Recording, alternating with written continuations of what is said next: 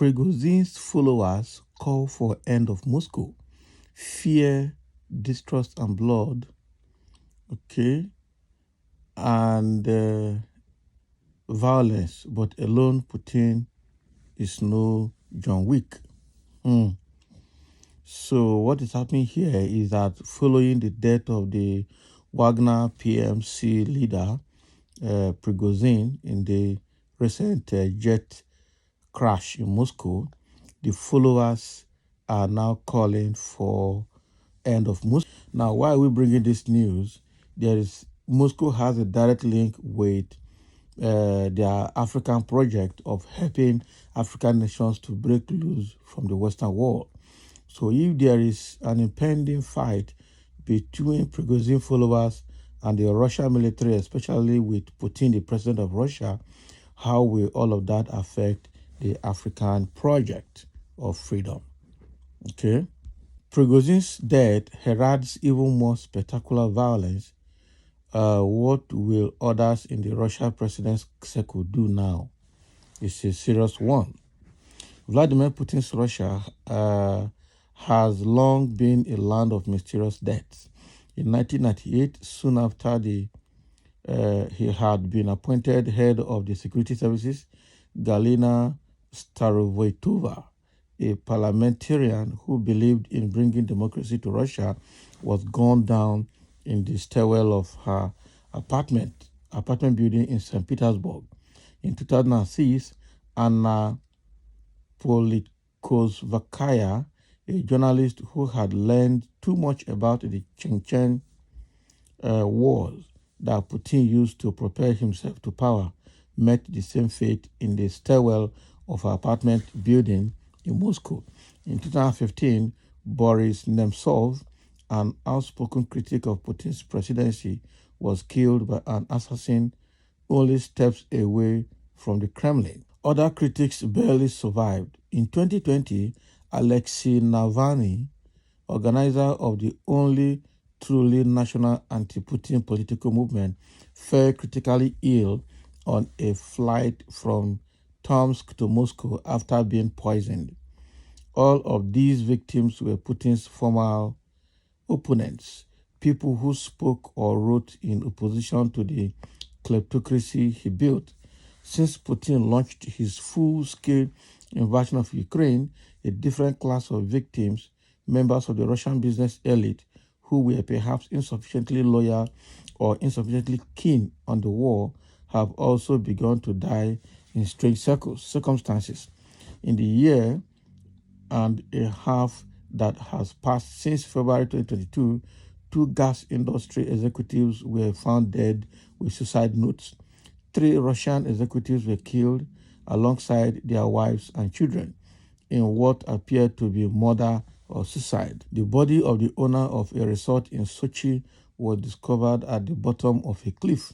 Another executive was found floating in a pool in St. Petersburg. Others have fallen out of windows or down staircases in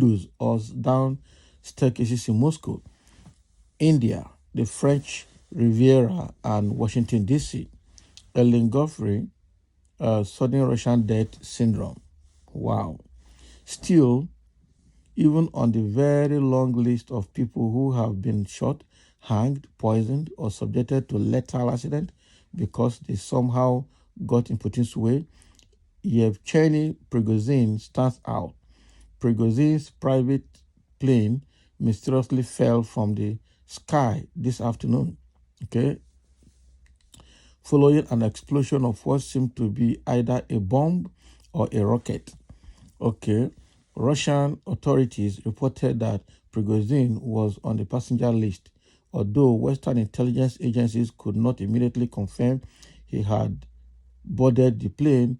Either way, someone took down the plane, and that someone could only have acted on Putin's orders, or at least in anticipation of such orders, with no one read me of this turbulent mercenary. But Prigozhin wasn't an opponent of Putin. He helped create Putin. He wasn't a critic of Putin's kleptocracy. He built the Wagner machinery group, which supported African and Middle East dictators and exploited diamond mines on behalf of Moscow too. He also ran the Internet Research Agency, the organization that used hacking, leaking, and social media to help elect Donald Trump. Prigozhin was no opponent of the current war either. His men and the convicts they recruited fought the long, bitter battle of Bakhmut, achieving the only significant Russian victory in Ukraine so far this year. Thousands of Russian soldiers, maybe tens of thousands, died in that struggle thanks to military tactics so wasteful of human lives that they are described by the Russians themselves as the meat grinder. Along the way, Prigozhin did begin to have some doubts about how the war was being fought and maybe about the true motives of some of those leading the battle. As a result, he dared to challenge the Russian army leadership and thus the Russian president in a bizarre and largely unopposed march into the military headquarters of the city of Rostov on Don and then nearly all the way to Moscow exactly 60 days ago. Okay, so yes, this is another mysterious death, but it is a new kind of mysterious death. With this plane crash, the violence on the periphery of Russia's empire has now migrated to its very heart.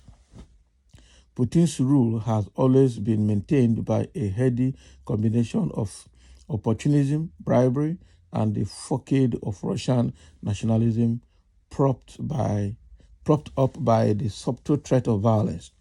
Now, in the aftermath of Prigozhin's rebellion, Putin needs something more spectacular: theatrical public violence, violence of the kind that brings down a plane soon after takeoff in the middle of a sunny day, violence designed to terrify anyone who secretly wished for Prigozhin's victory.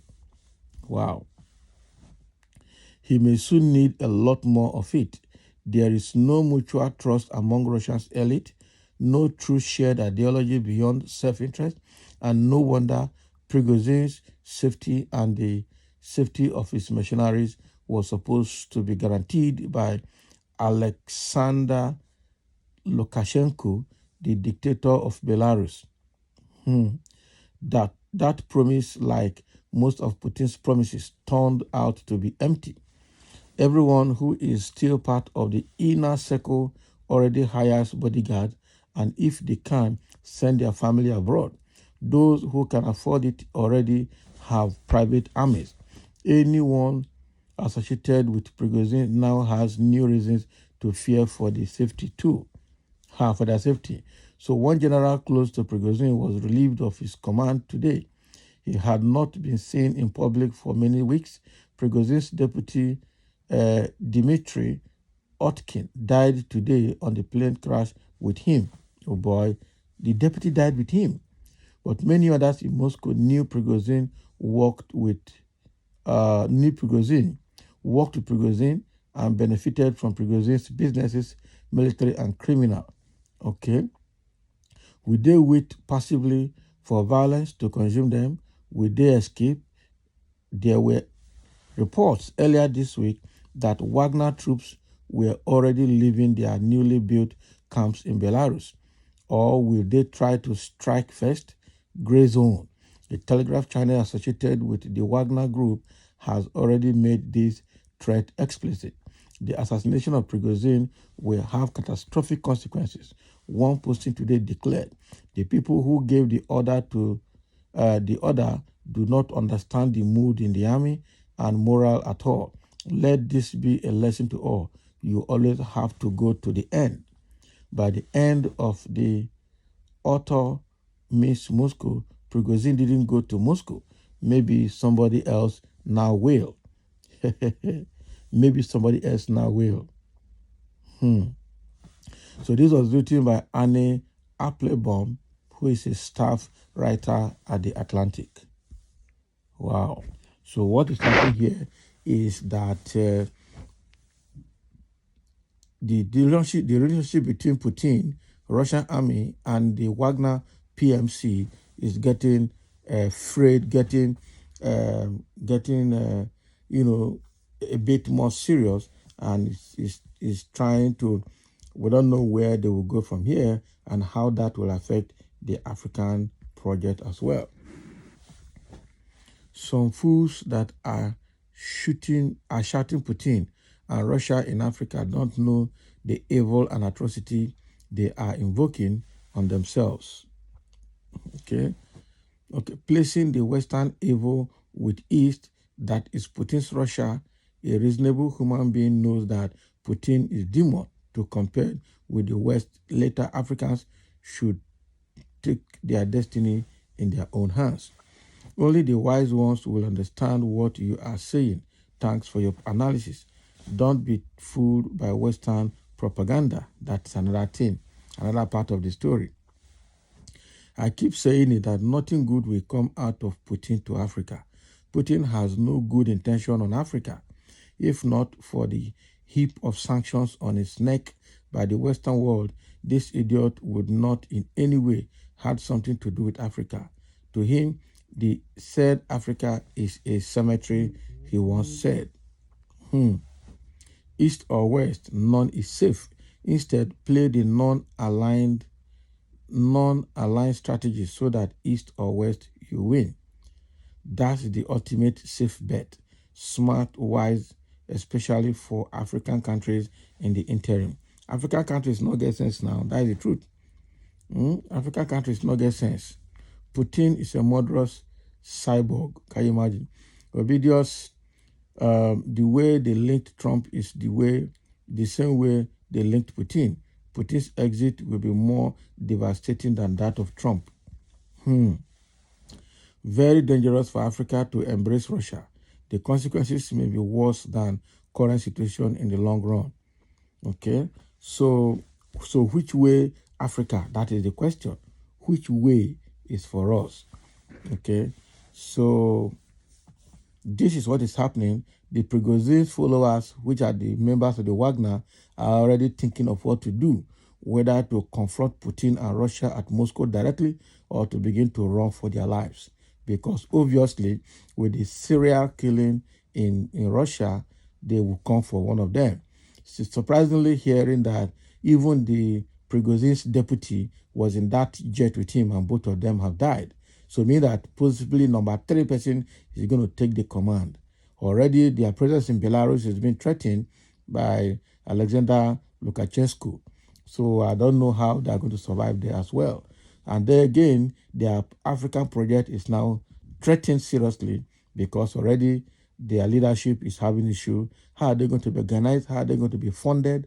And how are they going to move on with Putin and with Russia? The remaining remnants of Wagner, PMC are going to scramble for their lives from the trend of things.